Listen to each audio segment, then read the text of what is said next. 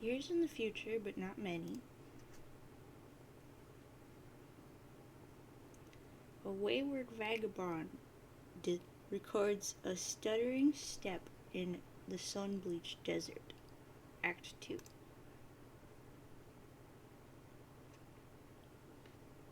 Make sure I don't have to click on that.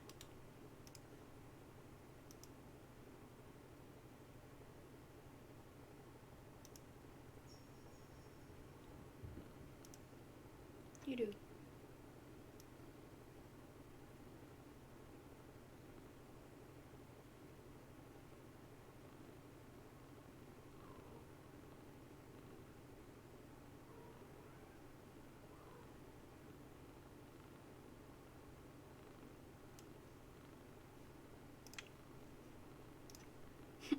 Pardon.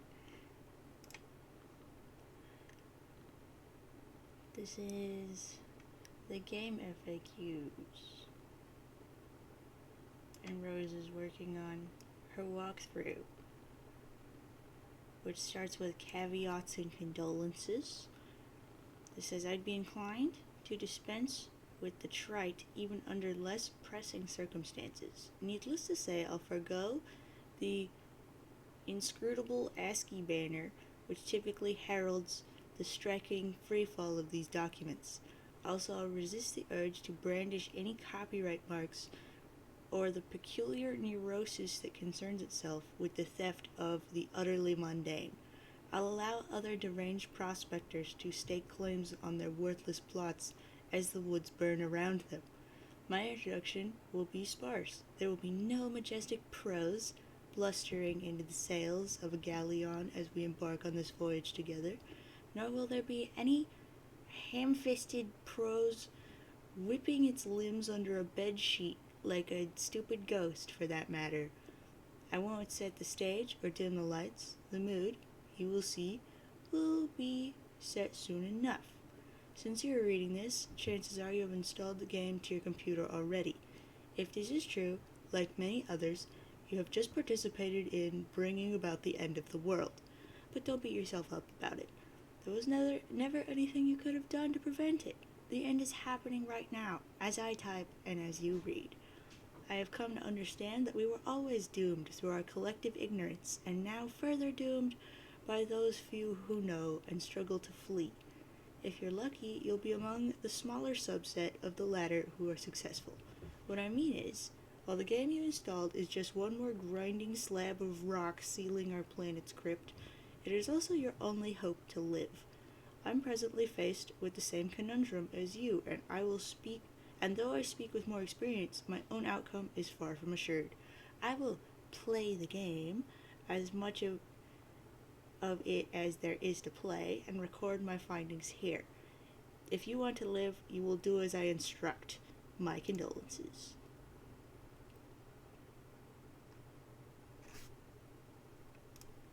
Sound.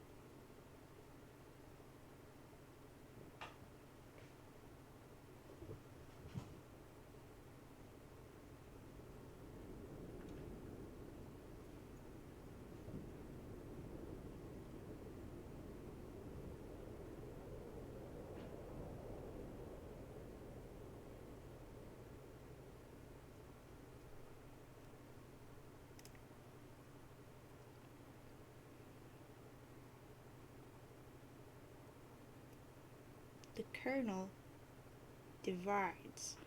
The two halves go their separate ways, leaving behind the sprite portion.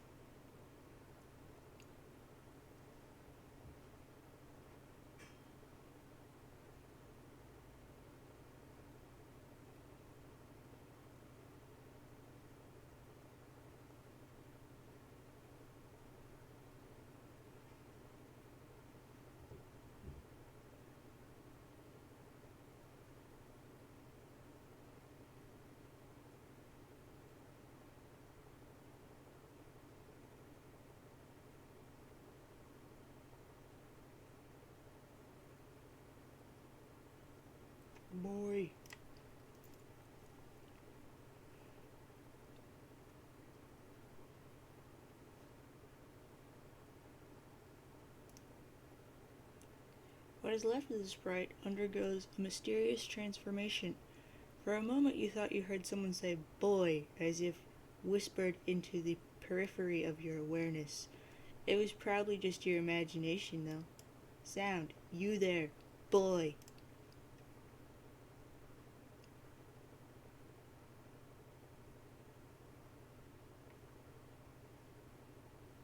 You there, boy. ... What? Boy, listen to me, boy. His name is John, you nincompoop. Boy who is John, do as I say. What would you like boy who is John to do? Obey my commands, John boy. And those commands would be? I would like the boy to interact with his environment in a constructive manner. Maybe you should be a little more specific. Have the boy assess his current situation. I'm afraid I can't have the boy do that. Tell him to do it yourself. Very well. ... Okay. He makes a next arrow.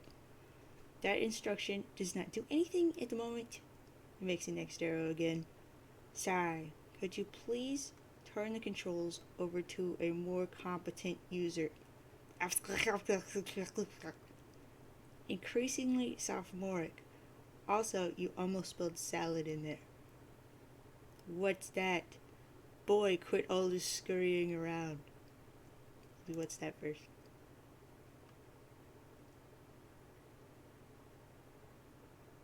It looks different now. After you bit the apple, your whole house seemed to be transported somewhere. Then the apple disappeared and the kernel sprite underwent a transformation. Aside from the change in appearance, the transformation doesn't seem to have any relevant ramifications. You still can't understand a word this idiot says. The ghost clown. Do something about it. The ghost clown is called the kernel sprite. Or rather, just the sprite now, I suppose. You can't do something with it at the moment. The only thing you can theoretically do with it is Tier 2 prototype it, assuming that's still possible. Tier prototype the sprite, or the thing you said. Do it. You're not the one who's supposed to prototype it. This spub server user is supposed to do that. This large platform, good grief, what is it, boy?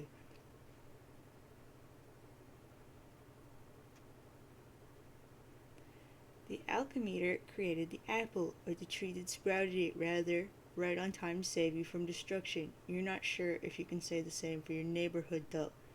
You're wondering what happened? You wonder what happened to your dad? Peek over the railing.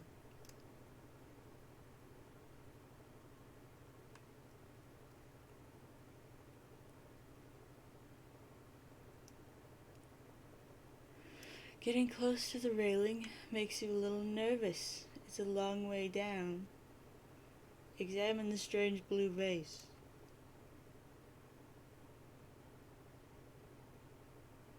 It's a piece of cruxite you carved with the totem lathe. When its contours were scanned, the alchemeter was able to produce that tree. How odd. Boy, open this door and walk through it.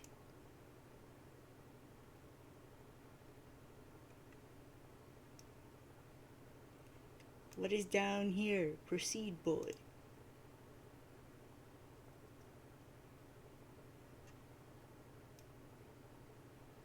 I am not fond of this smug fellow.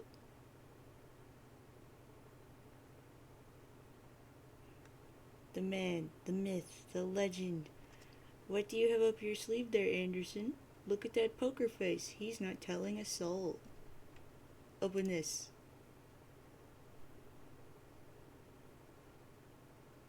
Your dad's room is still locked. Go in there now.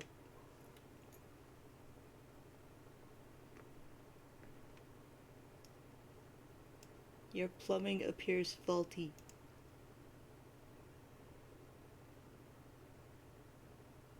Man, Rose did such a piss poor job of fixing the bathroom. It would almost certainly be a mistake to try and use the toilet.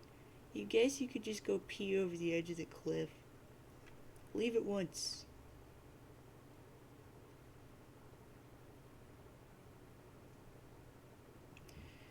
No, go back.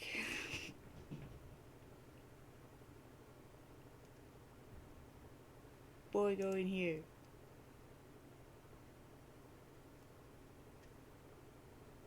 Inspect this ghastly man and his boy.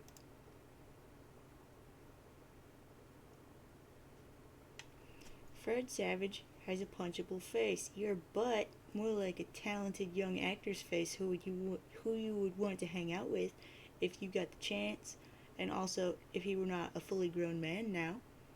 Anyway, the thought of monsters lurking in your house scares the crap out of you, which is why this movie is so awesome.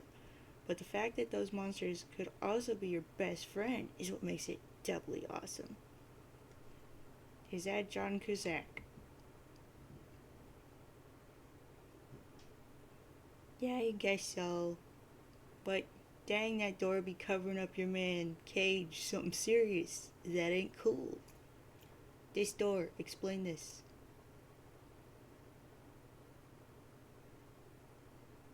Rose sure did a number on your house, but you guess she did manage to save your life. You guess. Observe this box.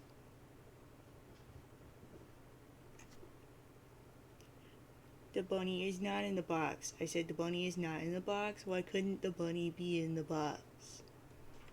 Marvel at this adventure in outer space.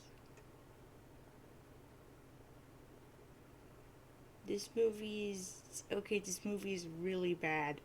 Not even you can defend it. You've been meaning to take this poster down, actually. Armed foes of the deceased? Most people say the second one was not as great as the first, but now you feel just the opposite. It was really cool and sort of gross how they hosed each other down with slime that made people angry. Red refers to the film as nasty manbro bukkake theater, whatever the heck that means. Examine this unpleasant fluid.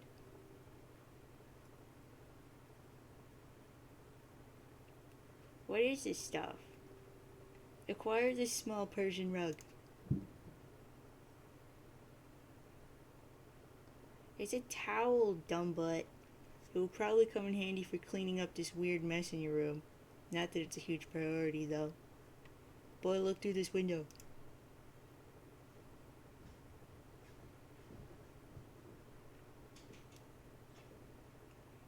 At least your tire swing remains unmolested. A tree without a tower swing is like a house without a surrounding neighborhood, you guess. This huge sewing machine, of what use is it?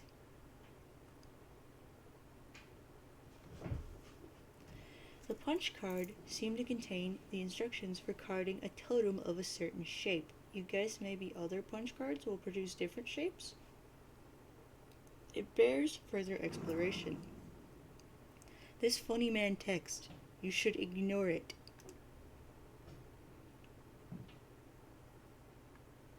Just looking at the cover cracks you up. What a great book. Harry Anderson is your hero, and Mike Caveney's glowing treatment of the man does him every bit of justice. You'll have to give this another read soon.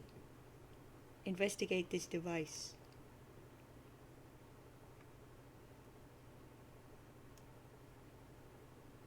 It seems you are still connected to the internet. Rose is trying to get in touch with you. You will reply in a moment once you have fully assessed your situation. Rose says, John, are you there? Go out of the door that is not here.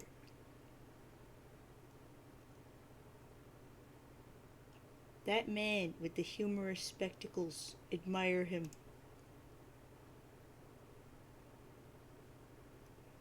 Oh, Michael Sarah, your warm smile is Michael Sarah, your warm smile is a shining beacon in these dark times. I detest this. Disregard it.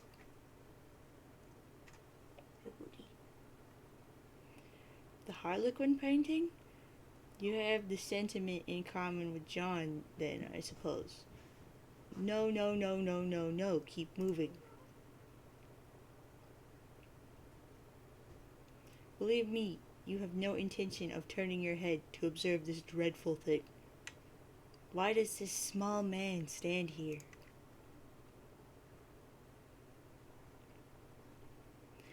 This harlequin is always ready to serve you with illumination, whether you're reading a book or just enjoying a nice pipe.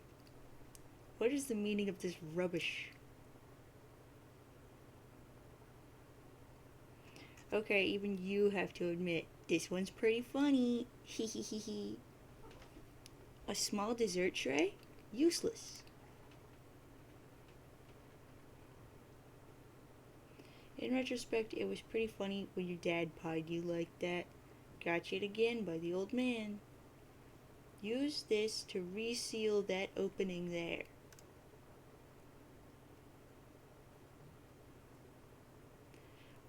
If only putting the lid back on the Cruxtruder would undo all it's done.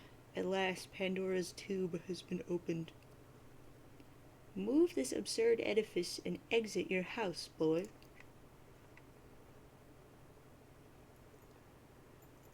This thing weighs a ton. You'd honestly be surprised if the game cursor could lift it, or at least not without a significant expense of grist. Of all the places for Rose to drop the infernal thing, more than ever you feel, what's the word you're looking for? Of course, house-trapped. Vile, pay no mind to this filth.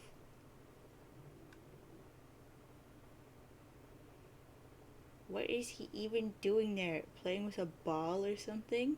Clowns are stupid. Wield these instruments of combat.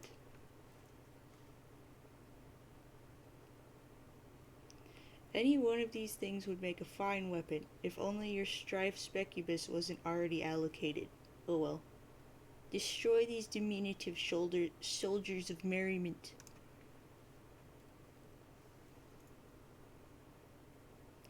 It hardly seems worth it to go to the bother. You doubt you could get much for them at a garage sale even. Maybe a grubby palm of pennies and a kick in the nuts for the whole lot of them. Stow lump of soot for future use, boy.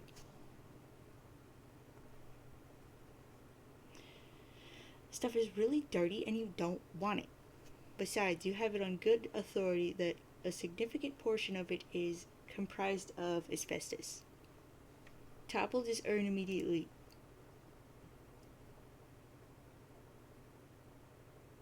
That would be disrespectful to your Nana. You just won't do it. Or not intentionally, at least. You consider that it is fortunate she is no longer around to witness this sorrow. On the other hand, you would probably benefit from her elderly wisdom now. Ugh, no. So coy, so mysterious. This way, through the doors you see in a cowboy saloon.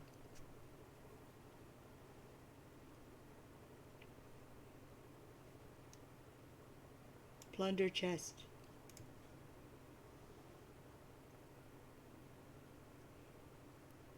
Would you like to play a game? Peek in bowl of goo. Wherever your dad went, he seems to have left in a hurry. For all his absurdities you have to put up with, you sure wish he was here right now. Examine this smeared substance.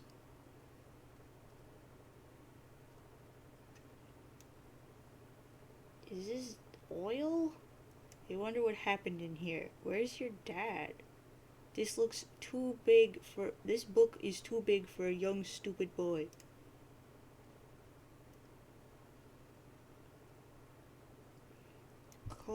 Colonel Sassacre's your favorite book. Almost as favorite as Wise Guy. They are both your favoriteest of all time. Sample powdered uncooked dessert.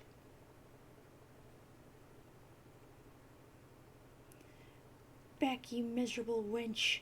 Stay thy choking airborne particulates of temptation. Examine this artwork.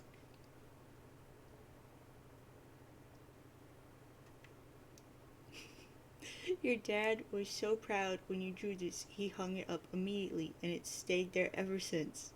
That was 1 week ago. This is a telephone, boy. Now use it.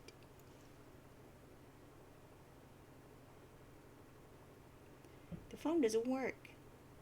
Open this door now.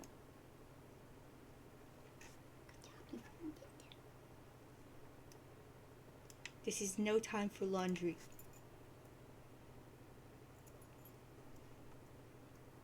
You're right. Thank you for being sensible about it. Open these and rifle through them for goods.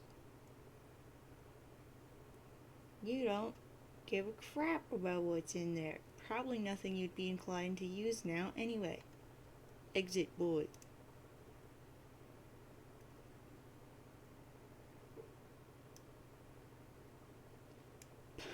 Ponder lawn amusement.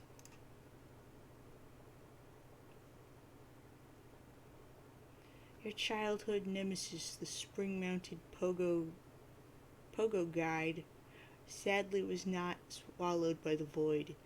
It will have to wait another day for its comeuppance.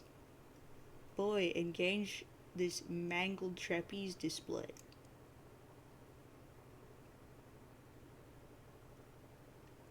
Looks like your swing set is toast. You relive fond memories in a moment of sorrow. Fiddle with the bright sparkly things.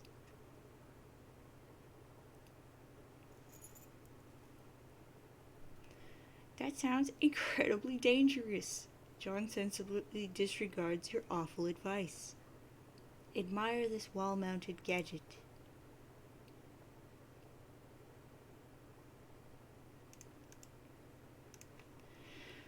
Through some mysterious force, your house still seems to be powered even though the wires are severed. Quite bizarre. Claim the dangling tree bauble.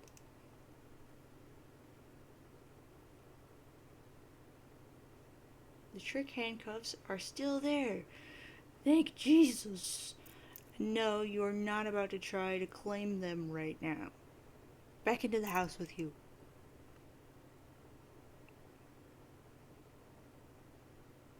Go back into the luncheon parlor.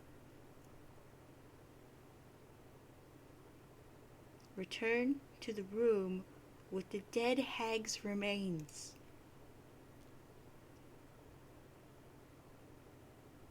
Here, boy, in here.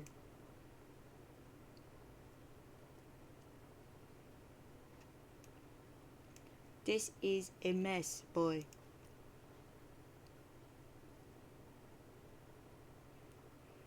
You're so glad your dad wasn't watching when you did this. He never would have let you hear the end of it. Inspect this merry band of performers.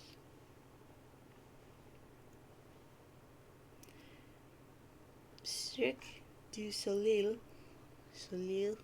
once filed a restraining order against your father. You were never so embarrassed in your life. Consume nut. You would, but you're not sure if this dark realm has any hospitals. Operate this instrument.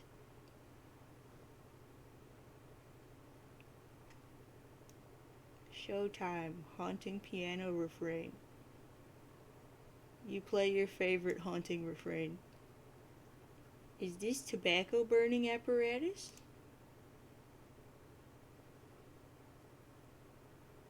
Yuck, you still have pipe taste in your mouth.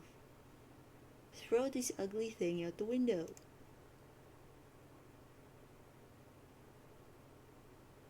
You will not do that intentionally.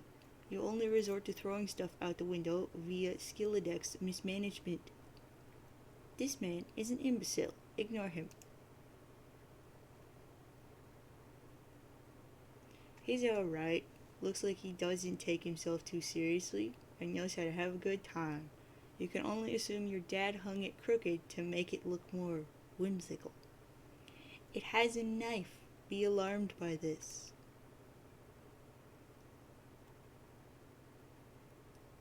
R.I.P. Ledger. Look here.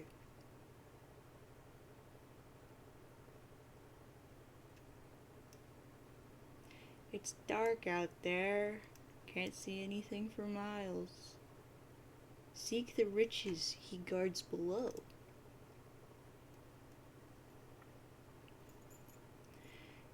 This one offers a friendly wave, but yeah, this is really just another stupid piece of crap.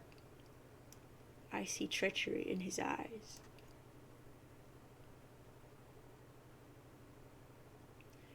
Oh, he doesn't look so bad. Open this iron vault, boy.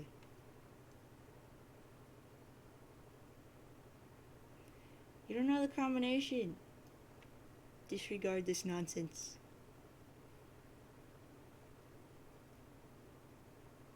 Your dad uses this stuff sometimes to dazzle you with his silly vaudevillian escapades. Really, you couldn't roll your eyes hard enough at his corny act. Read unpleasant literature.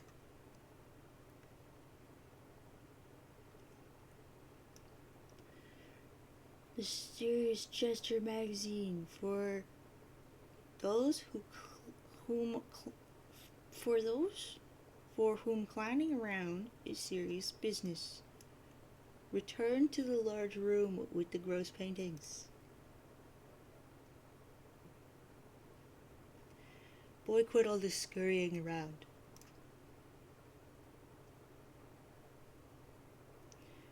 The last time, this boy's name is John. Fine, John, return to your quarters.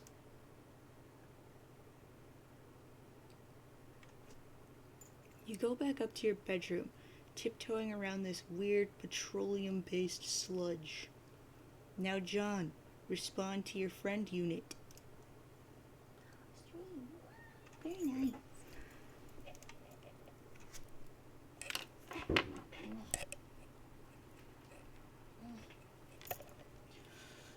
Rose says, John, are you there? And then she went idle. John says, hey, yeah, I'm here, and not dead, I think. Rose says, I know. I've been watching you scramble through the house like a lunatic. You should have answered me sooner. John says, oh man, sorry, I was looking around for my dad and I can't find him anywhere. Have you seen him? And Rose says, no, I'm sure he'll turn up. We have more important things to address right now. John says, yeah, like where am I? Rose says, I don't know that either, but I determined your neighborhood was destroyed by the meteor. Wherever you were transported, it saved you from the impact. I've been reading reports from the news. Over the last few days, there have been many smaller meteor collisions with people's homes around the world, and they seem to be getting bigger. Yours was the biggest they've identified so far. And John says, wow, okay. So then I guess if this is all the game's doing, then the point is for us to save the world?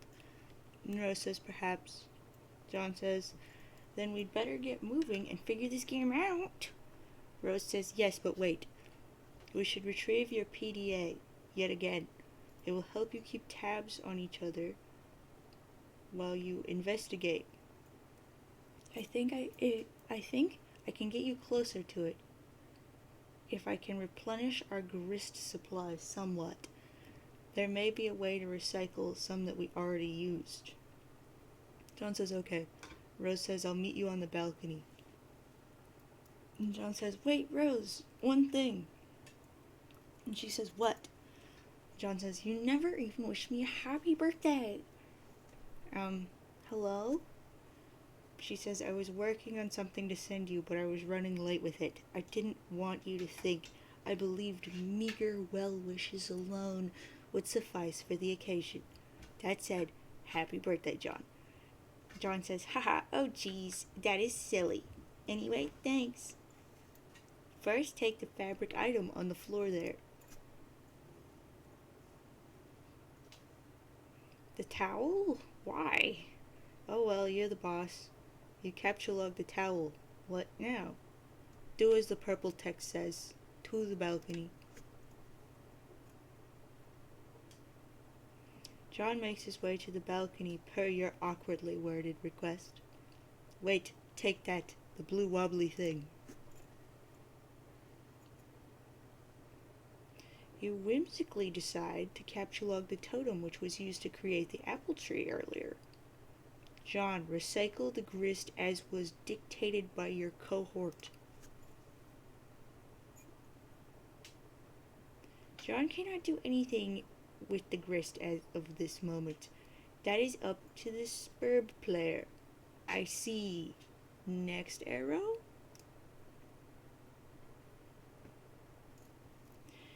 Yes, that will suffice. Rose deletes the perfectly generic objects. 6 units of build grist are restored to your grist cache.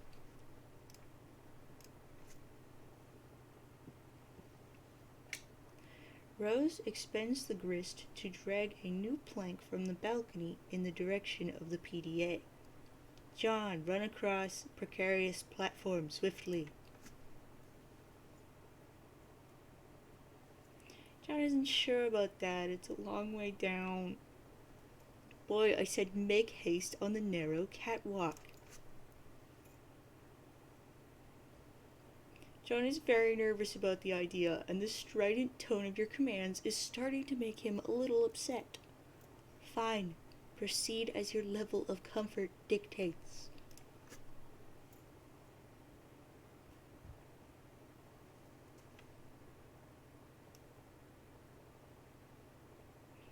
You cautiously walk within range of the PDA. Rose retrieves it. Now take it.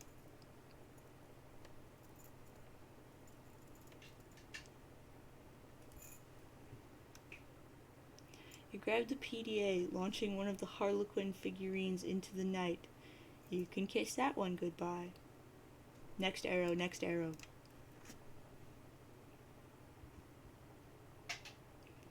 Just one next arrow command will suffice, thanks. It looks like you're not the only one trying to locate your father after the disaster.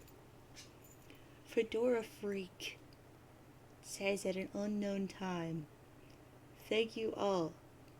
Report. Most hats removed from danger. Ties next. Well pressed attire. Fedora Freak, you are in our thoughts, along with Pipe Fan 413 and his inviolable collection of pipes. Enviable. Office Urchin 1280 says, good luck, Fedora Freak. Salvage as many hats as is practical. Fedora Freak says, neighboring house struck by flaming projectile. In light of fire hazard, evacuating house of all expensive garments. Grayslax 66 says, at Pipe Fan 413. Status of health/wardrobe? Well pressed attire says, submitting inquiry of concern over cataclysmic event. Pipe Fan 413. Reply. These boring men are uninteresting.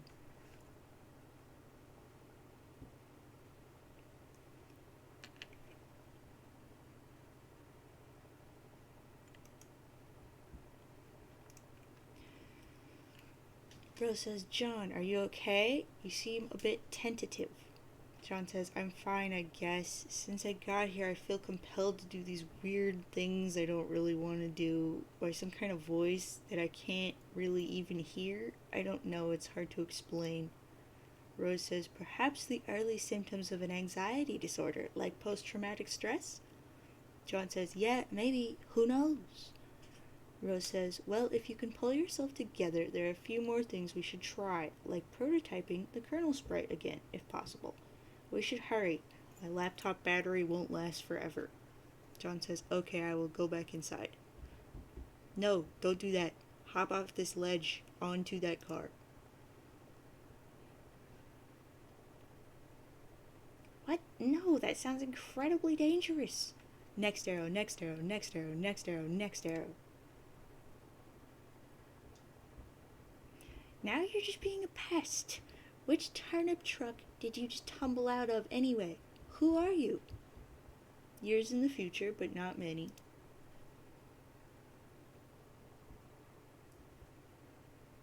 An unsealed tunnel welcomes hot desert air into its stagnant depths.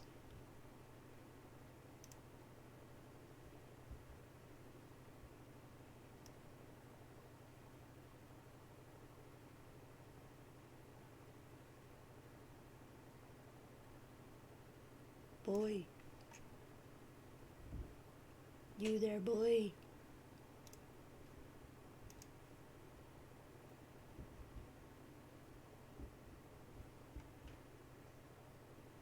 Game FAQs. Back to Rose's walkthrough. An examination of the basics. Upon connecting with the client user, you, the server user, will be met with a control panel allowing you to manipulate your co-player's environment. You will find that you are allowed to deploy 4 items at no expense. 3 of these are rather large machines and 1 is a punch card. It's quite possible that you have already deployed some of these items before reading this. If this is the case and you have activated the machine called the Cruxtruder such that it displays a countdown, you must proceed to section A100 of this walkthrough immediately. The life of the client user depends on it, and if your co-player has activated this device in your environment too, then yours does as well. But if not, please refrain from doing anything with the Cruxtruder aside from merely deploying it. This will buy us some time to think things through properly, and then go over the basics of the game before you find your soft, easily punctured head in the jaws of the lion.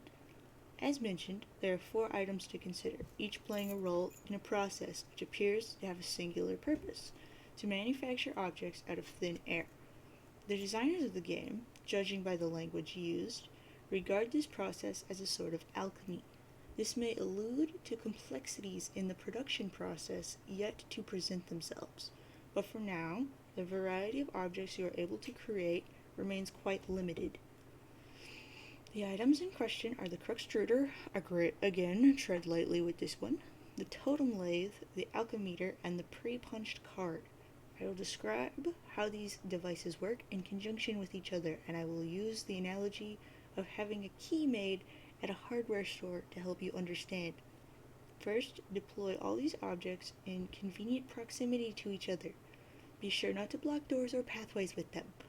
You can always revise the dimensions of rooms to make space for them, but I'd advise against this, or even experimenting with the function.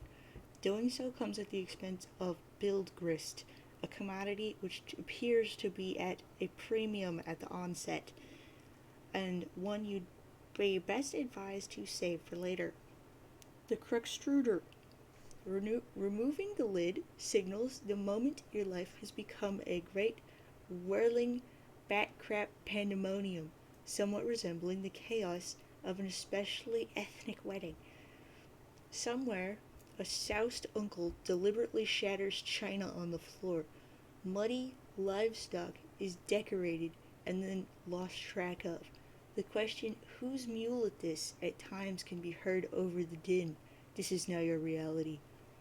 But aside from that, it marks the beginning of the process I am about to describe. The countdown begins, yes.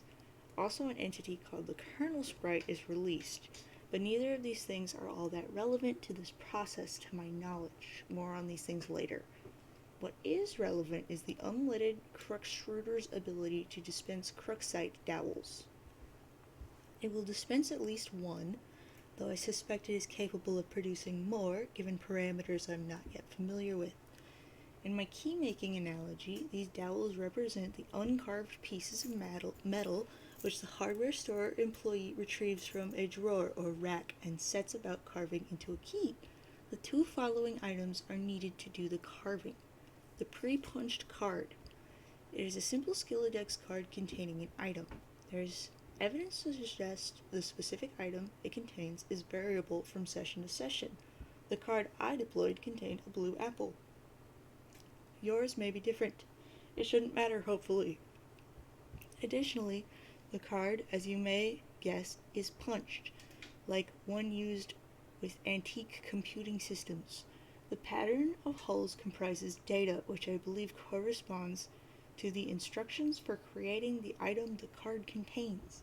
That is, pre-punched suggests there's a way to punch an unpunched card, possibly imprinting it with the data for the item it contains, though no mechanism for this has presented itself yet. But the data on the card cannot be used to create the item directly. There is a middleman. That middleman is the totem lathe. The totem lathe. This is essentially the key carving machine. It will carve your Cruxite dowel into your crookside dowel a pattern of grooves and contours, the sort of which make a key unique. The instructions for this pattern are supplied by the punch card, which is inserted into the lathe pre-activation to configure its chisels. Once the dowel is carved, you have a totem serving as your key, which can then be used to unlock the card item through the alchemeter. But at this point, I will diverge from my key-making analogy and switch to a barcode analogy, which is not a terribly strenuous leap to make, since the concepts of a key and a barcode are essentially the same, one being a unique pattern of grooves, the other of varying black lines. The alchemeter. If you place a crookside dowel, carved or uncarved, on the alchemeter's small pedestal, its robotic arm will scan the contours with a laser, hence the barcode analogy. This is the machine's way of reading the data originally imprinted from the card and transforming that data into a physical object. Though typically, this is not done without expense, I believe. An uncarved dowel results in the creation of a perfectly generic object, which is a seemingly useless green cube.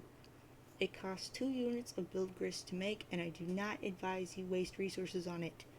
There appear to be many other varieties of grist ostensibly used in combinations to create different sorts of items, which possibly offer some insight into the game's use of the term alchemy. But quite conveniently, there is an exception to this. Creating the item on the pre-punched card costs nothing. This is good, because creating this item turns out to be essential. Now that you know this, you can, in your own time, begin the process. Once you initiate it, naturally, there's no going back, so best to be prepared. But you probably shouldn't drag your feet too long. As I mentioned earlier, this is your only means of escape. When you're ready, be prepared to follow the steps in the next section swiftly. A100, so your crook extruder is ticking. Do this to live.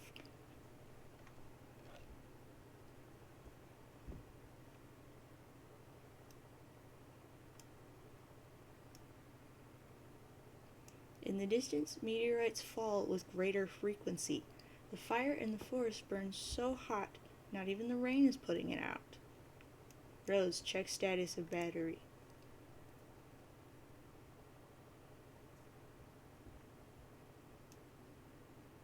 Your laptop battery is alright for now, but it won't be for long. If the power in the house doesn't come back on, you can think of one last resort, the small backup generator stored behind the mausoleum. Rose, prototype sprite with Betty Crocker box.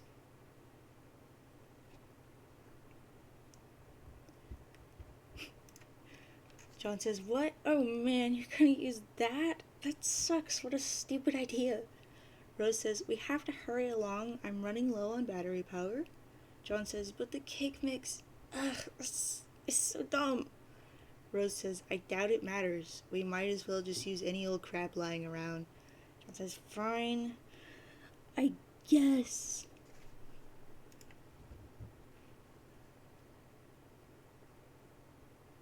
The sprite is playing hard to get. You guess that's what you get for originally prototyping it with something that engenders mischief and pranksterism. Do the potted vegetable instead. It looks delicious. Pipe down, you. This is Rose's decision, not yours. Rose, prototype the sprite with Sassacre text.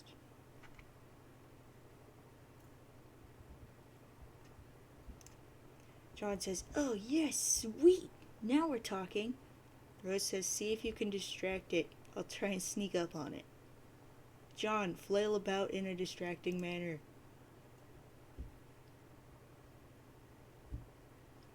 The sprite finds the distracting manner in which you flail about to be rather distracting.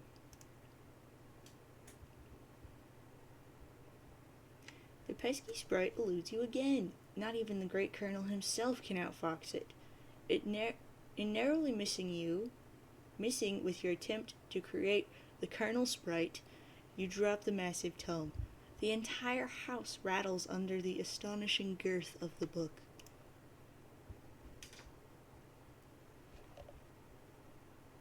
In the other room, Nana's ashes dump onto the Sprite, which is caught unawares by the dousing. Inspect Hag Ash incident. You find the sacred urn toppled again. This time you're quite sure it wasn't your fault. The Sprite is nowhere to be found. Rose, remove Cruxtruder from doorway.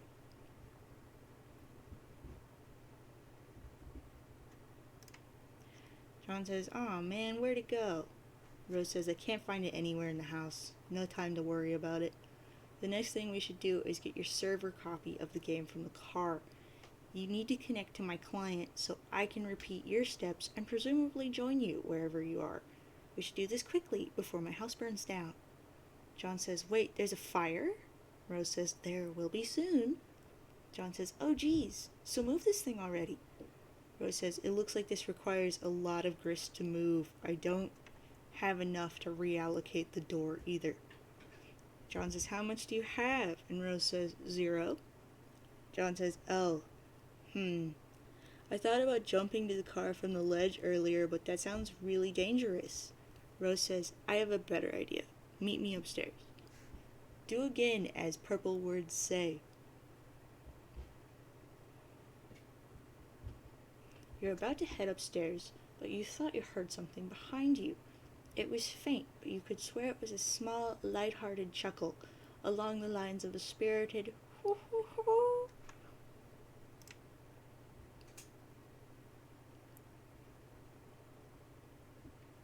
Ignore this woman's antics.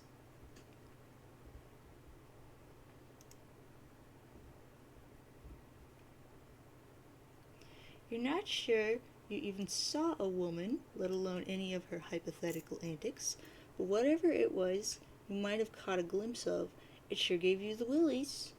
You head upstairs on your way to the balcony. Your PDA is acting up again. Indulge the device, but be curt with it.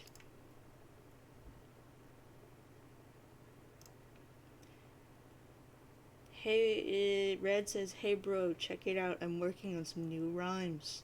John says, "Dude, I don't have time for your nerdy raps."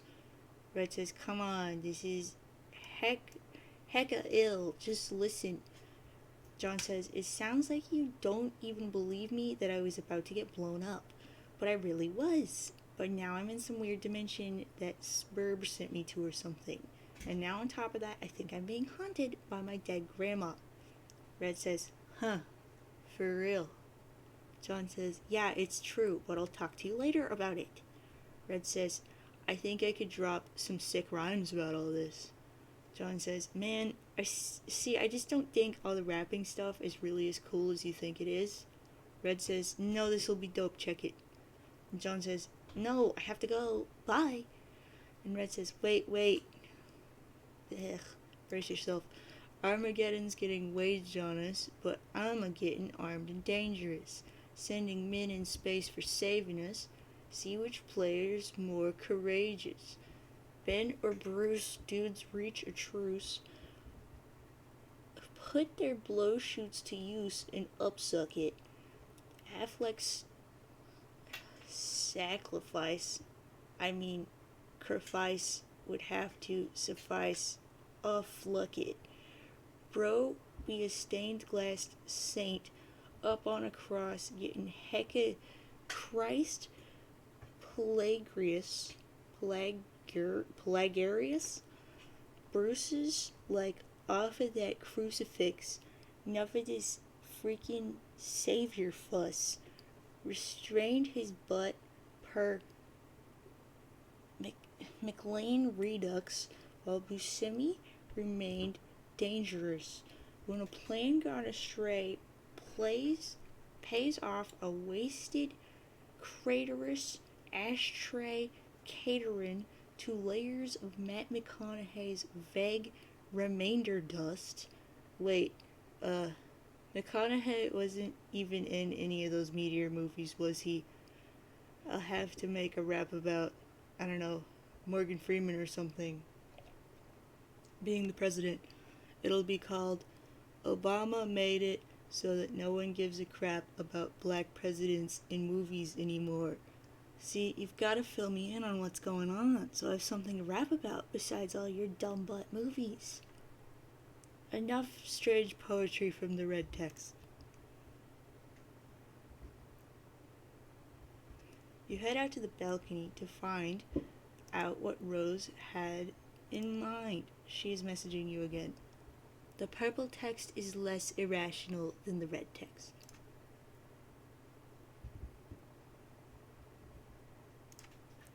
Rose says, I'm lifting the car up to the balcony.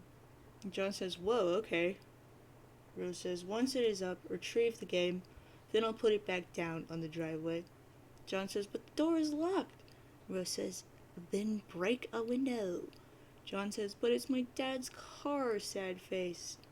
Rose says, it's just a window, and this is sort of an emergency. Otherwise, I promise I'll handle the car with velvet gloves. John says, alright. Rose, pick up car.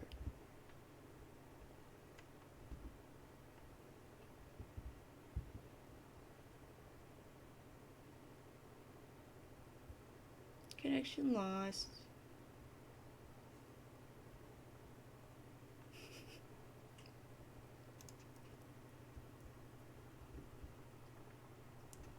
There it goes.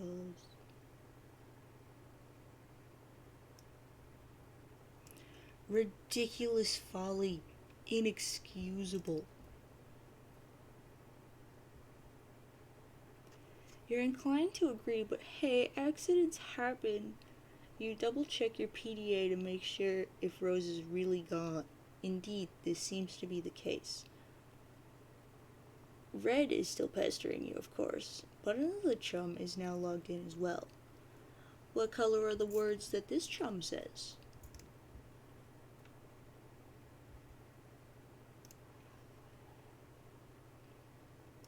Green says, I'm back. And John says, oh, hi. She says, I went to investigate the explosion I heard. John says, was it by any chance a meteor? She says, yes. How did you know? John says, oh man, it's kind of a long story. Anyway, are you okay? It didn't blow up your yard or start a fire or anything? She says, no, I'm fine. It landed a pretty good ways from my house, and I went to look at it, and it's pretty big. But Beck doesn't want me to go near it, so I came home. He seems to think it's dangerous. John says, well, gosh, he's probably right. Green says, anyway, what have you been up to, John? Oh, did you get my package yet? Surprise face. John says, yeah, I was trying to get it, but Rose dropped my car into a weird, spooky, bottomless pit, and the package was in the car, and I'm really sorry about that. She says, oh no. John says, wow, okay, I guess I should start at the beginning. See, a meteor blew up my neighborhood. She says, that's terrible, John. I'm so sorry. John says, but I'm okay, and my house is too, sort of.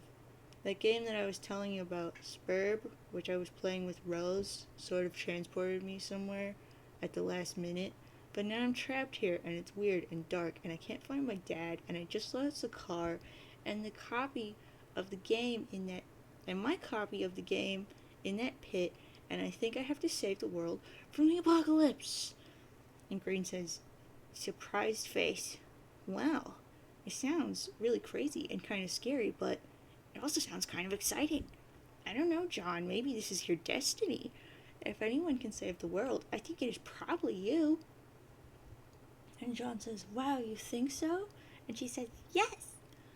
John says, well, okay, but it's not even that simple.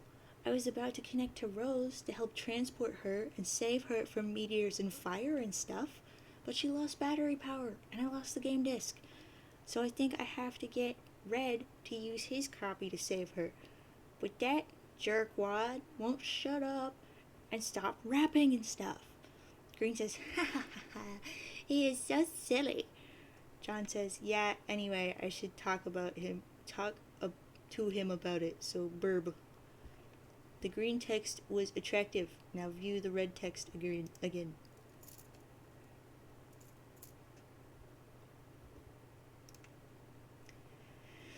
Red says, when the film crew zooms where the president's at, I'm like, if that dude's black, I'll eat my hat. Turns out he is, so we're all like, dang, director's got gumption. Like, we'll all flip our crap. He ain't shining shoes or something. It's called free emancipation. If it's not, Pres-election is God ascension in Bruce Almighty. Whoops, different Bruce from the one I just mentioned. John says, arg! Red says, can't explain to me why this ain't condescension to think I'll crap a brick. Not even he can convey with the intention with his quick-spun wit. Rather defray all this tension, sit on his lap while he whittles a splint, and some guy eyes what he does and patronizes. I guess that word I'm gonna skip is the mother of invention. John says, stop rapping for a second, you horse's butt. I have something important to talk about. Red says, what's up? John says, Rose is in trouble and she needs help. I was gonna connect to her with Spurb, but I lost my copy. And Red says, okay. John says, also she lost battery power. If she can get back up and running, she'll need someone with the game to get her out of there before her house burns down.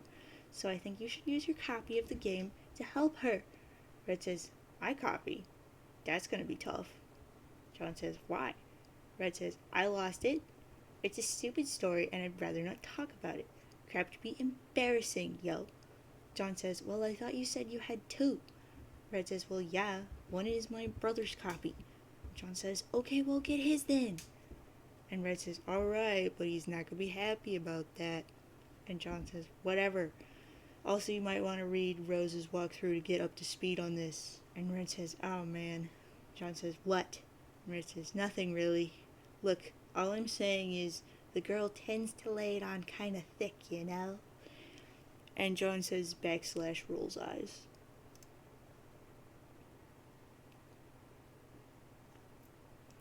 Your laptop is out of battery power, and there's only one thing left to do. Time to make your way to that backup generator.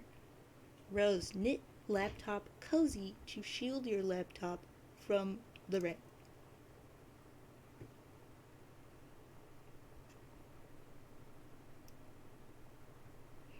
That would be such a waste of time. Besides, you already knitted one a while ago. You retrieve it from your knitting bag and apply it to your laptop. You capture log the laptop plus cozy. Rose, equip grimoire to strife specubus. That would be incredibly ill-advised. There are some dark forces that you just don't want to mess around with. You understand this better than most. You put the book down. Rose, recaptulog your items. You grab the knitting bag and the grimoire in that order. It's always a logical puzzle with your tree modus. The tree auto-balances, leaving the knitting bag accessible in the root card. Rose, allocate knitting needles to strife specubus. You feel a lot more comfortable with this as a weapon. You're so handy with those needles, you feel like you could probably use them to fillet a swordfish.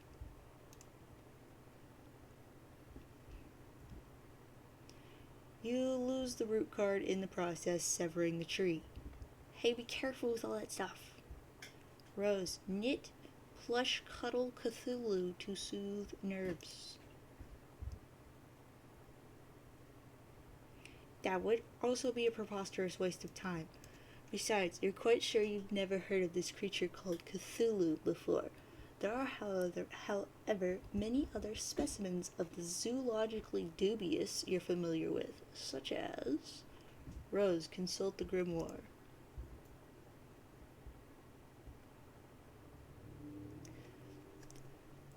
Fluthulu, foul practitioner of misery. To hear his mammoth belly gurgle is to know the epoch of joy has come to an abrupt end. Also, all the text says...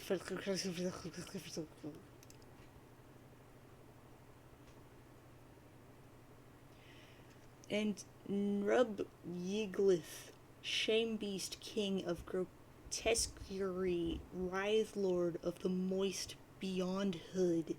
Hearing his melodious chirps and tongue clicks causes one's bones to explode.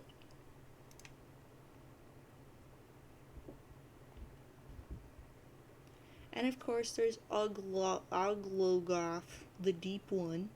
Whenever he grinds his teeth, all the children of a random galaxy somewhere will frown continuously for a 9,000-year span. He is the first and smallest of the smaller gods, appointed in servitude of a vile, unfathomable pantheon of middling gods, which caters to the whims of the noble circle of horror terrors. An omniscient,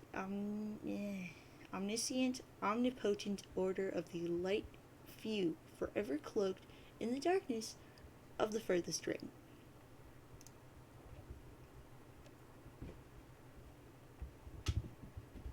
And then there is this strange page containing some rather mysterious notes on summoning procedures. You've never been quite sure what these diagrams are getting at. Rose, take items and proceed downstairs.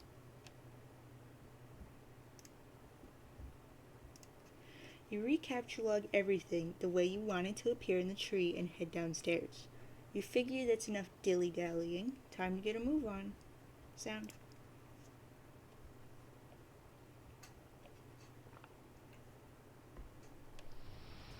You wonder if this rain will ever let up. It's driven since the month began, perhaps long enough to forget its purpose. It no longer even knows to assuage fire. Somewhere a zealous god threads these strings between the clouds and the earth, preparing for a symphony it fears impossible to play. And so it threads on, delaying the rays of the conductor's baton. How you hate this season! April is the cruelest month, breeding lilacs out of the dead land, mixing memory and desire, stirring dull roots with spring rain. American sports legend Charles Barkley says.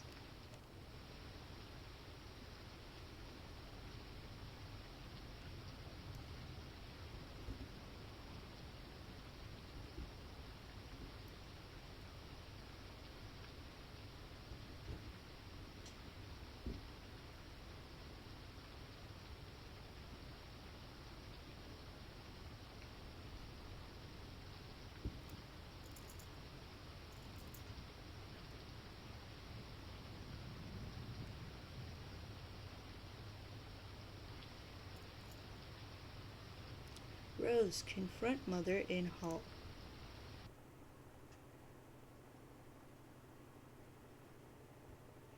Surely your mother is lurking nearby. You should be prepared for an unpleasant confront.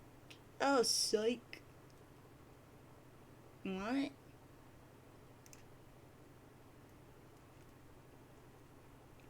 There's this really cool dude, okay? He's standing around being all chill, like cool dudes are known to do sometimes. A cool dude like this probably has a real cool name, but he probably wouldn't just tell you what it was if you asked. He'd be way too busy for all that. Busy being totally sweet. But you could always try to guess his name, and if you were right, he might not, ever so slightly. That's a cool dude's way of letting you know there might just be hope for you yet. Enter name.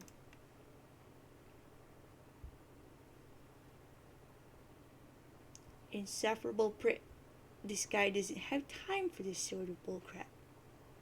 Try again.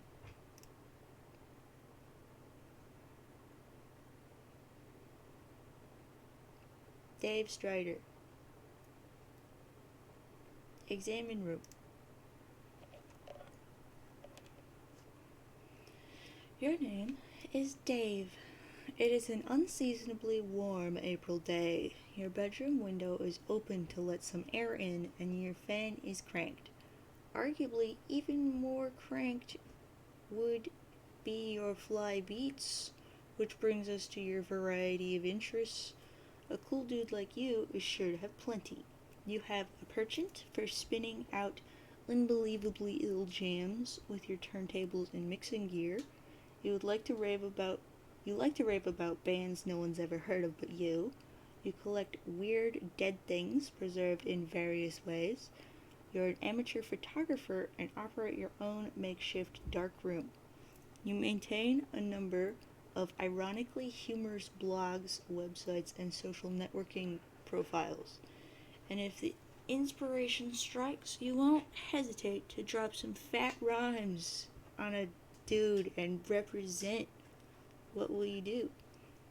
Dave, quickly retrieve arms from cinder blocks. Nah. Dave, get the dang beta and save your friend's life. This notion strikes you as nonsensical. You can't imagine how a video game could save someone's life, and in any case, you're quite sure no one you know is in any danger. Anyway, these are your copies of the beta you received in the mail recently. You've labeled them with your name in bold red print to distinguish them from your bro's copies, who labeled his in kind. Neither of you really gives a crap about this game or has any intention of playing it, but you'll be darned if you let that get in the way of your campaign of one-upmanship. Dave, bleat like a goat and piss on your turntable.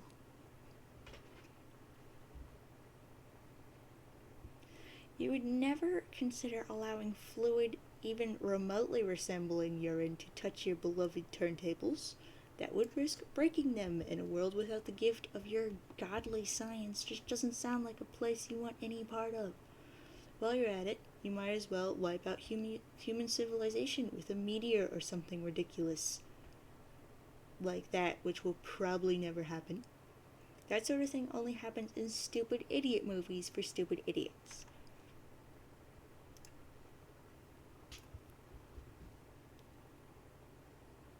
You will, however, contemplate bleeding like a goat for ironically humorous purposes at a later date. Dave, examine closet. This is your closet. This is where you keep a lot of your crap. Like that box. And that bottle of... What is that? Is that... Dave, check the blue box.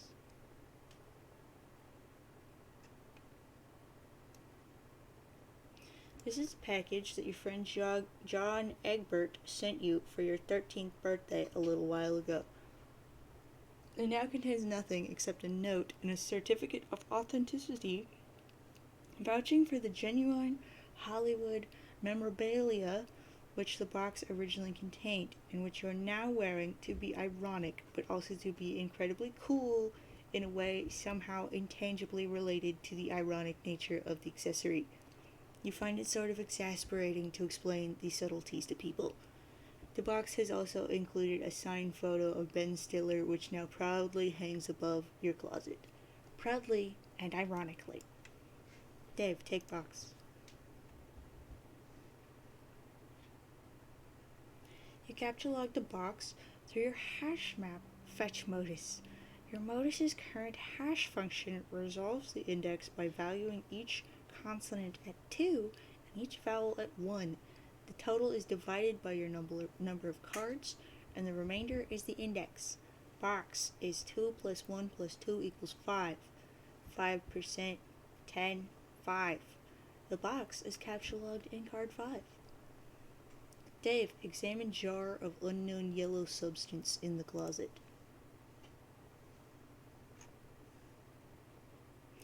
Oh, heck yeah. This is an unopened container of apple juice.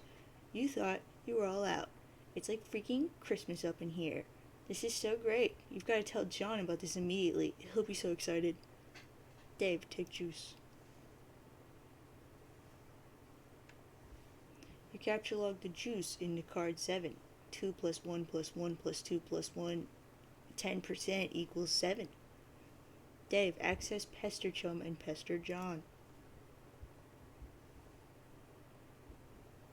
In addition to letting your buddy know about this outstanding juice windfall, you figure you'll wish him a happy birthday while you're at it, in your own cool, sort of roundabout way, of course. Good thing you looked at that box he sent you, or you might have forgotten. You also might as well ask him about the beta. The kid's been harping about it for weeks. It would be cool if it came on his birthday. He'd be one happy camper.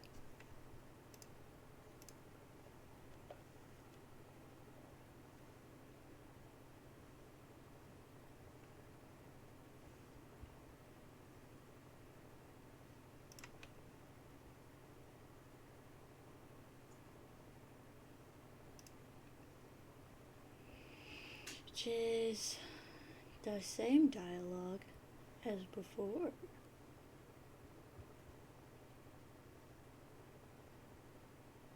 Dave, go online and view sites indicative of your interests. You open the Hephaestus web browser and direct it to your ironically maintained blog where you post monthly satirical reviews of Game Bro magazine. Your latest post is a review of the March issue. You've been meaning to write a review for the latest issue too, but you've just been sort of dogging it. Sometimes something about the game they're reviewing just doesn't strike you as ripe for satirical purposes. The Fran snack, frick yeah.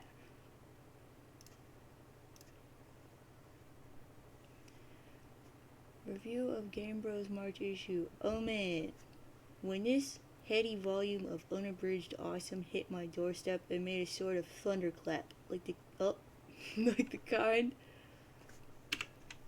Hang on.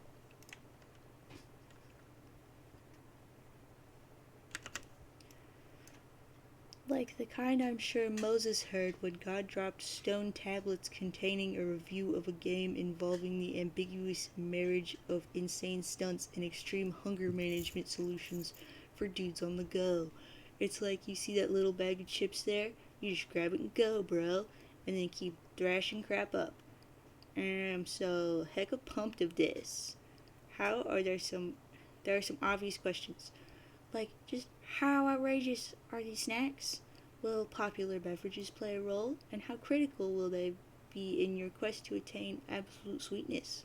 Will this game land the coveted but elusive 5 hats out of 5 hats?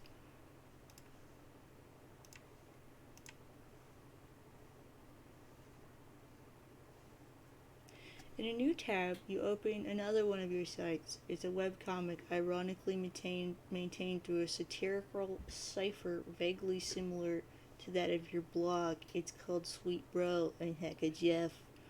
You have legions of devoted fans, most of whom are totally convinced of your creative persona's sincerity, which is just how you like it. I don't really want to read this, honestly. I can't wait to be a useless piece of garbage all day and play these games. Frick, I'm falling down all these stairs. I warned you about the stairs, bro. I told you, dog. It keeps happening. I told you, man. I told you about the stairs.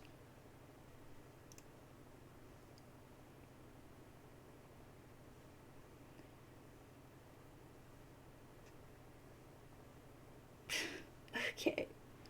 You get it. Dave, check the latest page of the Midnight Crew. You figure as long as you're chilling at your computer, you might as well see how that new MSPA story is going. You haven't looked at it in a while. Midnight Crew. You are members of a sinister gang called the Midnight Crew. Your nefarious plots are serpentine in complexity. Your schemes convoluted. You're planning a heist in your underground hideout. What will you do? Use Occam's razor on plans and schemes. Spade Slick uses his Occam's razor to carve a circular hole in the heist plans, freeing it from the knife. You wonder what moron would jam the knife so hard into the table in the first place. Spades, climb the ladder and exit hideout. Implement nefarious plots.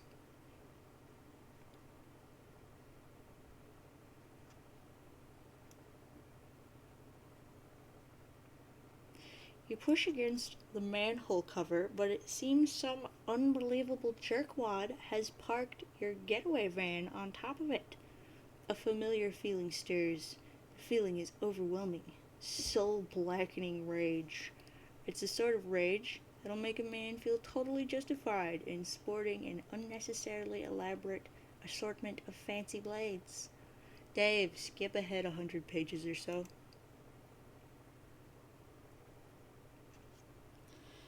You don't remember where you last left off, so you jump way ahead. You always forget to save your place in the story. It looks like tempers have become short in this pressure cooker already.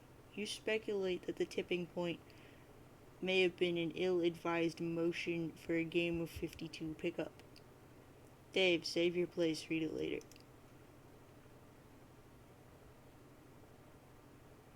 Even though the adventure began recently, it's already over 3,000 pages long. You just don't have time for this bullcrap. You'll catch up later. Besides, it looks like someone's pestering you. You're pretty sure you know who it is. Dave, answer chum.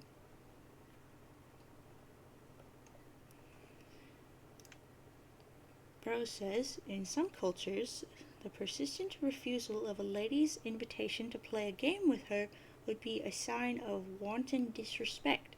Either that or flagrant homosexuality.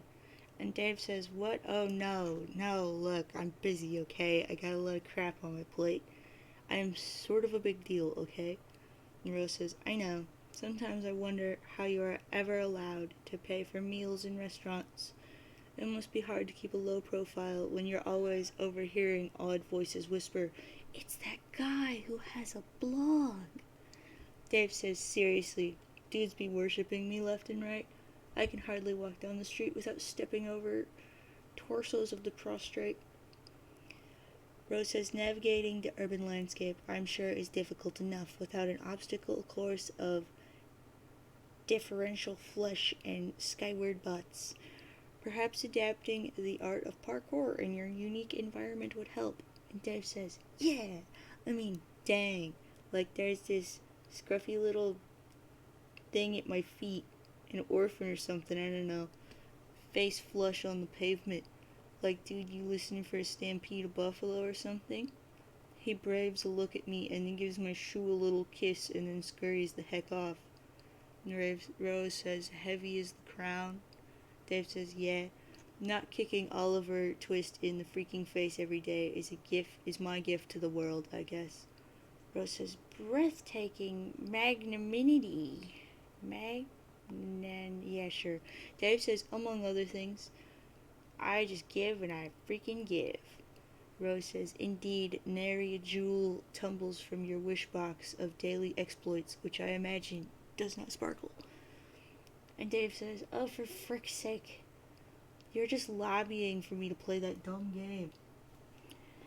And Rose says, baseless accusation.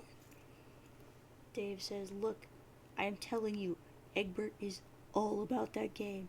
He will play it with you and probably be tickled crazy about it. Rose says, I know this very well. I cannot hasten his mail's delivery, however. Dave says, yeah, I'll hassle him some more about it. And look, how about this? If you ever find yourself in the position where your life depends on me playing that piece of crap game, then I'll play. Will that make you happy?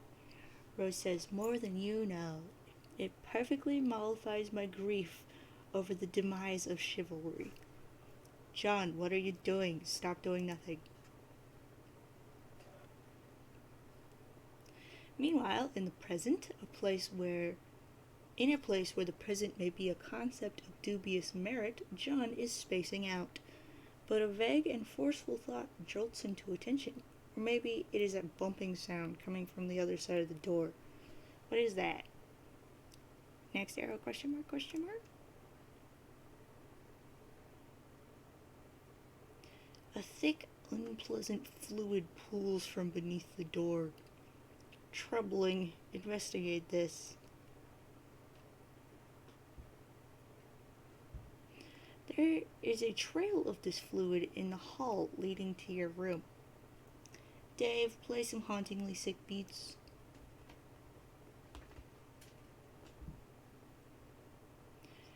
You've had enough of the computer for a while. You feel like you've been messing around on it all week. It's time to get your jam on. You pull up your trusty AKA MPC 1000 sampler and prepare to get sick nasty. Sound.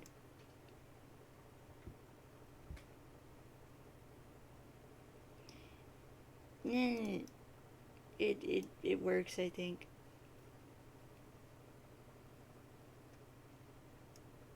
No, I don't know. I don't care. Dave, take a sip of the apple juice, despite what John said.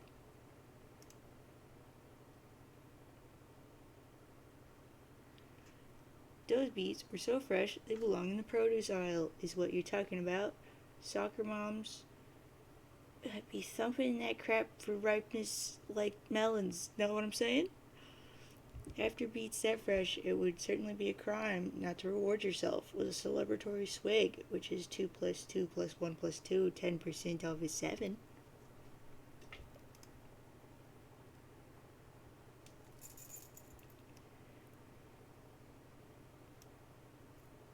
You can't do it. John's got you all twisted up inside now. All you can think about is Mendel's gross monster piss. Darn it, Egbert.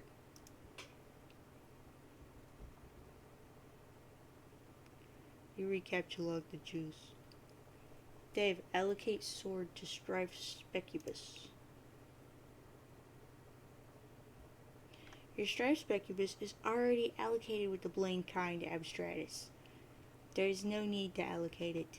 You can wield your sweet ninja sword as a weapon once it's in your Strife deck, but you will have to capture-log it first before moving it there. Dave, capture-log sword. The ninja sword, 21221 plus 22122 equals 17, 10% equals 7, occupies the same card as the juice, expelling the juice from your skill decks. It splashes all over your turntable and your copies of the beta. Arg! Dave, get a towel or something. You head out to get a towel from the bathroom across the hall. You glance at one of the many radical puppets in your bro's collection and nod in approval. Is there anything not awesome about your bro? No, you think not. You enter the bathroom. There's a damp towel on the floor you can probably use for this crisis. You stop to pay a little respect to one of your bro's boys up there. Hey little man, how's it hanging? Dave, capture log, damp towel. You take the damp towel, 2122 plus 21212, 15% of 10 is 5, expelling the box. Dave, search the bathroom for something slightly less damp. Nah, you decided to wring this towel out in the toilet to make it less damp. It is now just a towel, 21212, 8% of 10 is 8. Dave, take towel. You take the towel and grab the box again while you're at it. Dave, clean up the juice. You clean 22112 equals 8 up the juice with the towel and hang the damp beta envelopes on your line to dry off.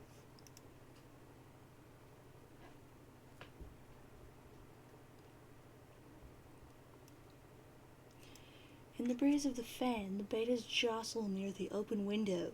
This arrangement is a little disconcerting. If they fell out, it sure would be a stupid way to lose them. Dave, turn off the fan. The crisis is easily averted. You can't imagine it will ever resurface later in any way, shape, or form. That beta is as good as yours forever. You should probably go pester Egbert again. You wonder if he found the beta yet. You also might chat about your respective skill dices and fetch mode if the topic happens to come up. You wonder if he is anywhere near as smooth with his skill decks as you are. Probably not. It's probably not even humanly possible. Suddenly, a rambunctious crow flies in the open window and snatches the bait up, possibly to make a nest with, or maybe just for the sake of being a brainless, feathery butthole. You yell at the bird.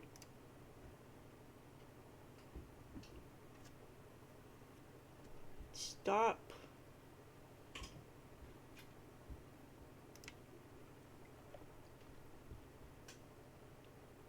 You accidentally launch your ninja sword. Everything goes flying out the window, dead bird and all.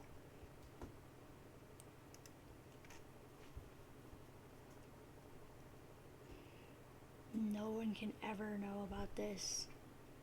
Dave, look out window. Yeah, you can kiss all that stuff goodbye. You feel sorry for the bird, but at least you never plan on using that beta ever. Anyway, now that that bit of ugliness is behind you, you guess you can look forward to several more hours of messing around in your room. Whoa, wait, what? I missed what it said. It says, oh snap.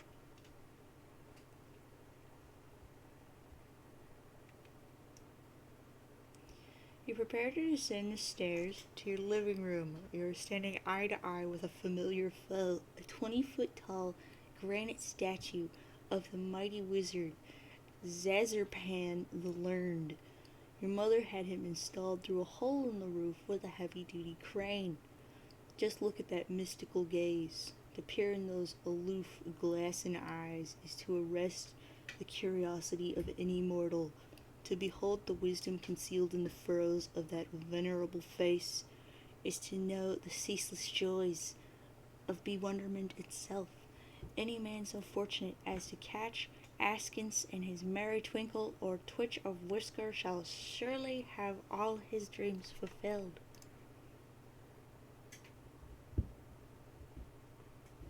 You find this grisly abomination utterly detestable. Rose psychoanalyzed mother's love of wizards. There's nothing to psychoanalyze. Your mother clearly has no real affinity for these dang things. She only collects them to spite you. If anything, she finds them even more repellent than you do. She's just a committed woman. Rose, go downstairs to the kitchen back door. You descend to the living room area of your home's expansive open layout. There is a sound of rushing water beneath the floor. It tends to strike guests as a strange presence in a living space, but it's become hardly audible to you through familiarity. There's the front door, but hopefully there's no need to make the long trek around the house in the rain. You might as well see if you can slip through the kitchen and out the back unnoticed. Rose, view mother's solid copper vacuum statue. Okay, but it's bronze, not copper. But it wasn't always. A while ago, you gave this as an ironic gift to your mom for Mother's Day. You even customized it with a drink holder to support one of her ubiquitous alcoholic beverages. She liked the gift so much, she had it bronzed and put on this pedestal. She even left it plugged in so it can still be turned on now and then, but never do any cleaning. It never leaves this display. Sometimes at night, when you are in your room, you could hear it wailing from downstairs. She must know you can hear it. She's completely deranged. Rose, grab the Eldritch princess. It's too big to capture log. Not that you would want to move it anyway. The pretty princess doll has been sitting there for months, ever since your mother got this abomination for your birthday as a totally passive-aggressive gesture. You decide to make it much less abominable, by knitting Her Majesty a new head and new arms. Now it brings a mischievous smile to your face whenever you walk by. Your mother hasn't removed the doll yet, and probably never would. She would never be the one to blink first. Rose, acquire umbrella for protection from elements. U is greater than L. It's less than V. You're gonna have a heck of a time accessing that card when you need it. I guess you'll just cross that bridge later. Rose, peek inside kitchen. The liquor bottles are out in full force. Mom is surely nearby. Rose, investigate richly colored object in middle of screen. That would be a refrigerator, whose surfaces have customarily served as the battlefield for a chilly siege of passive-aggressive one-upmanship. This was a drawing you did of your cat Jaspers when you were younger, along with a poem about him. Your mother bought this ostentatious $15,000 frame for it and had it welded to the door.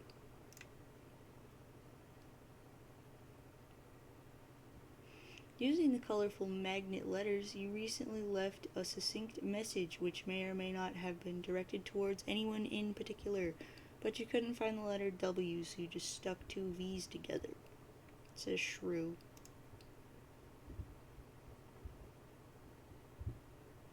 Your mother then purchased a fresh pack of W's and left them there for your convenience. Appreciative of the thoughtful gesture, you left her a sincere thank you note, which you had legally notarized and then marked with a drop of blood.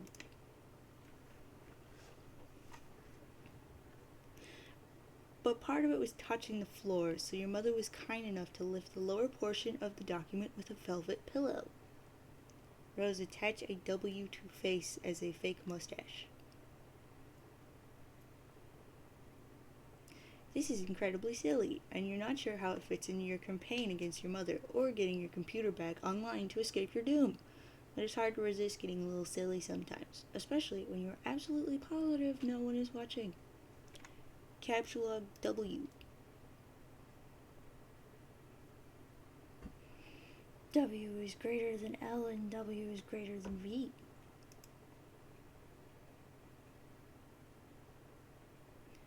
But that unsightly void in the W pack won't do, nor will the gash in the plastic. You deposit 12 cents in its place, which is your approximation of the letter's value. You also make a vow to return later and neatly sew the plastic shut. Rose, think of ways to one-up mother.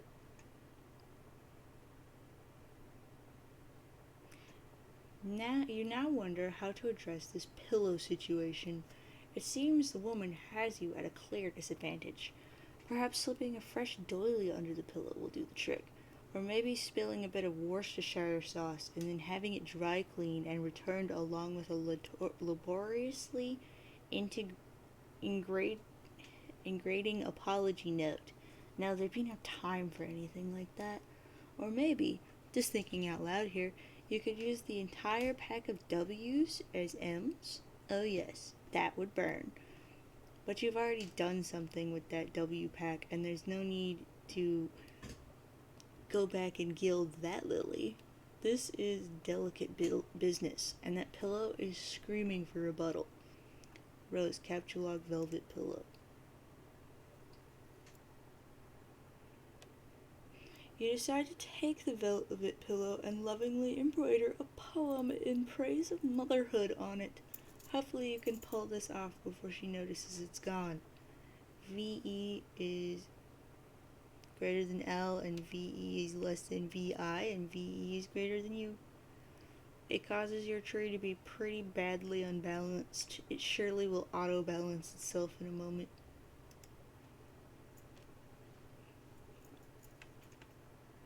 And just like that, the umbrella becomes accessible in the root card. That's one of the things you love about the tree modus, the happy surprises. Rose, head out the back door. Okay, enough's enough. Time to get good.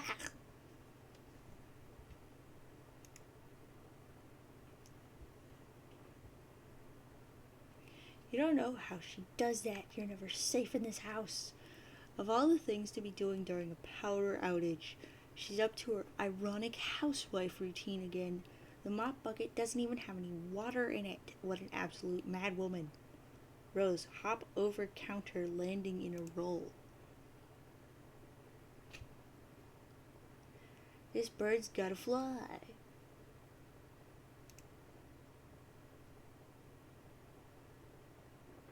Youth roll.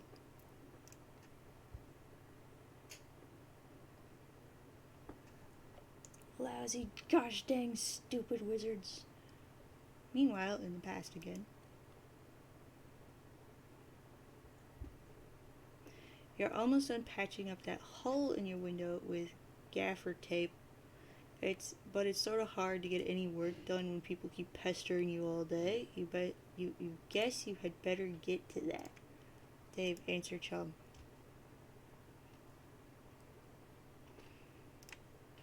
It's Green. Green began pestering Dave at 1836.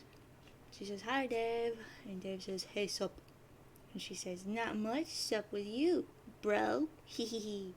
And he says, "Haha, good one. It's alright, being chill, I guess. You know how it goes." She says, "Great. Feeling cool today, Mr. Cool Guy?" And he says, "Oh man, you know it." And she says, "So cool." And he says, "You know this crap is ice cold up in here. Crap is wicked bananas, I'm telling you." And she says, "Happy face. So have you talked to John today?" And Dave says, "Yeah, we were just talking a while ago about how he sucks at his skill of decks. Can you believe he uses stack? That kid is ridiculous." She says, "Lol, well, that doesn't sound like much fun."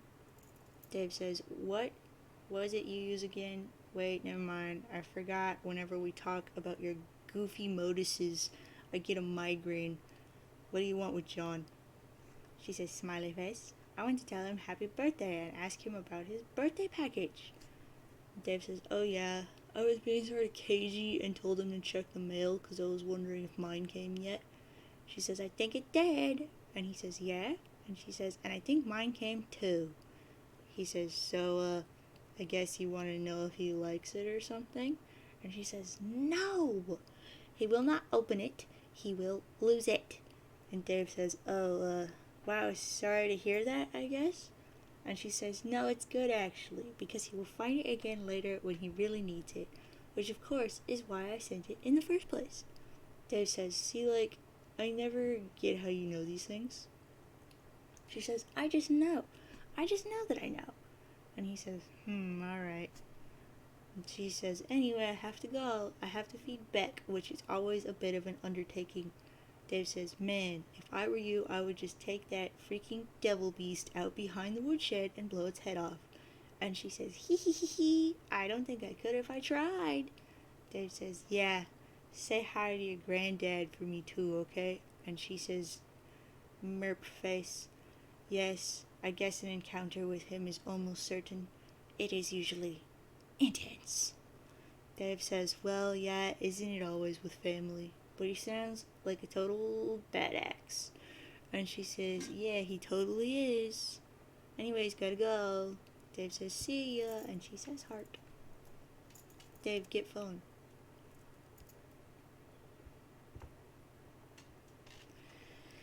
It will be handy to have your phone, 22121, 8% of 10 is 8, on standby, so you won't always have to go back to your computer whenever someone pesters you.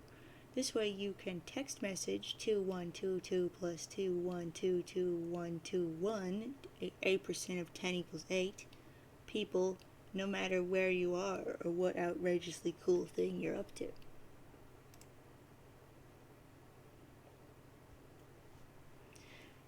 So cool. John, pursue adversary into that room.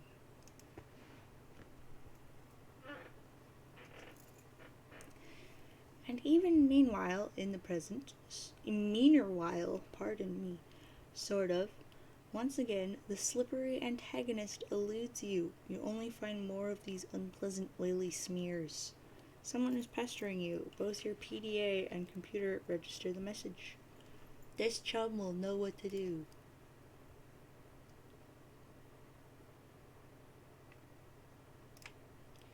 Dave says, "Alright, I'm out of my room now looking for my bro's game."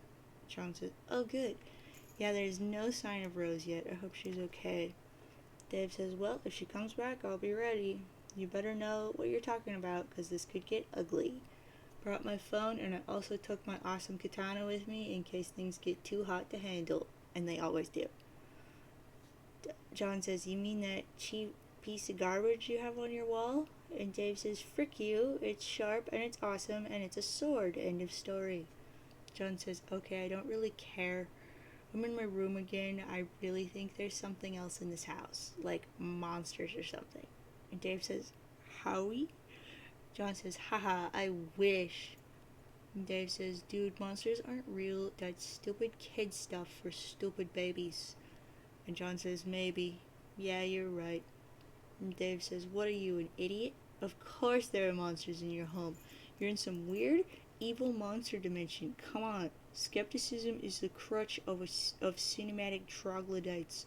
Like, hey, Mom, Dad, there's a dinosaur or a ghost or whatever in my room.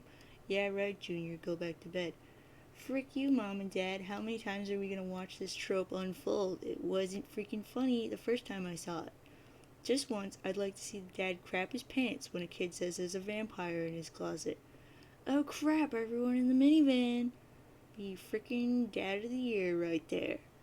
And John says, okay, stop. What do I do? Dave says, what do you have, a hammer? Man, so lame. Okay, whatever. You should look into weaponizing your Skilledex. My bro is always getting on my case about it, but man, it's not as easy as it sounds. But if you're fighting monsters left and right, you don't have much choice. John says, okay, I guess I can read up on data structures some more. How's it going there? And Dave says, I'm out in the living room. He's usually here, but I don't see him. He might be playing his mind games. He's always pulling this ninja crap. All I can see is a little Cal over there, so I guess he can't be far. John says, ha ha ha ha. Oh gosh, so lame. And Dave says, what? And John says, see, I just don't know why you think it's cool. His ventriloquist rapping thing. And Dave says, oh, Lil Cal? No, man. Lil Cal is the crap. And John says, that's fine. You're entitled to your opinion. I'm just saying that being a white guy who is a rapper with a ventriloquist doll is not cool by any stretch of the imagination or by any definition of word cool, ironic, or otherwise. That's all I'm saying. And Dave says, yeah, bullcrap. Cal is dope. Puppets are awesome. John Egbert blows. The end.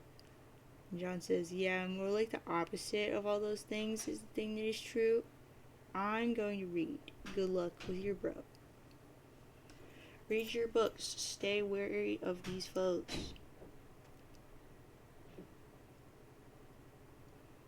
Pfft, monsters. Only stupid babies who poop in their diapers believe in that stuff. Sound rose. Youth roll right out the front door.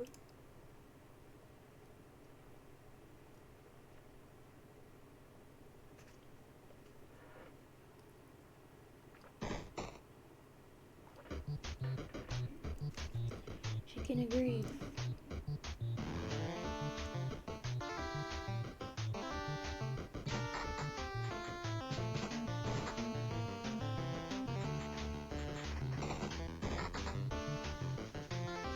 I couldn't quite read that.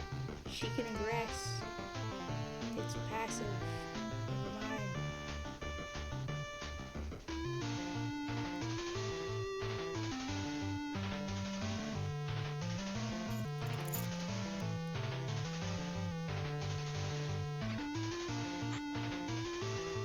Empty suicide threat. Chicken observe. Ironic indulgence.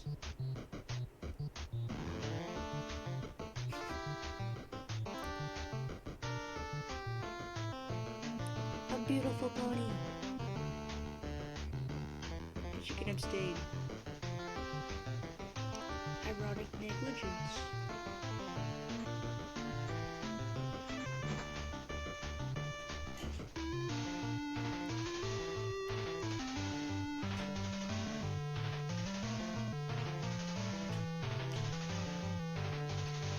I couldn't read that. It was hard to read.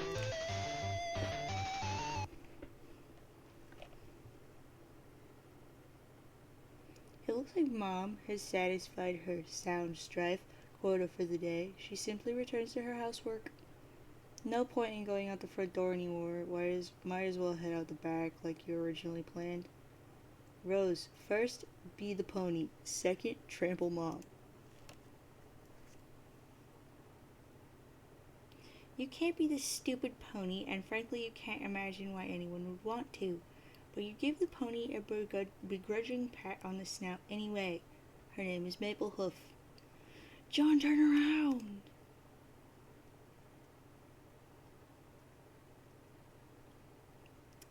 Data structures for buttholes, chapter 7. Gosh darn it, why do I even bother?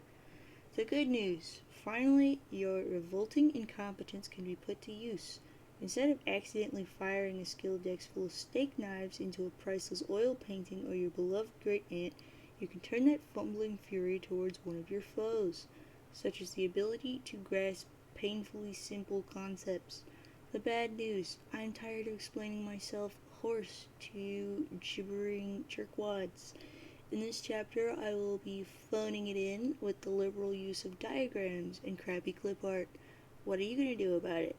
You are going to wriggle in your own viscous secretions like the worms you are. That's what. Here, learn something for a change. Butthole notes. Purse your lips together to form a stiff pucker. Apply them firmly to my rear end. I now pronounce you man and wife. Now get in the kitchen and make my butt some dinner. You're trying to read, okay? This book is already unpleasant enough as it is without weird voices in your head nagging you to do things. Besides, I thought we already agreed there's no such thing as monsters. Next arrow! Exclamation point, exclamation point, exclamation point.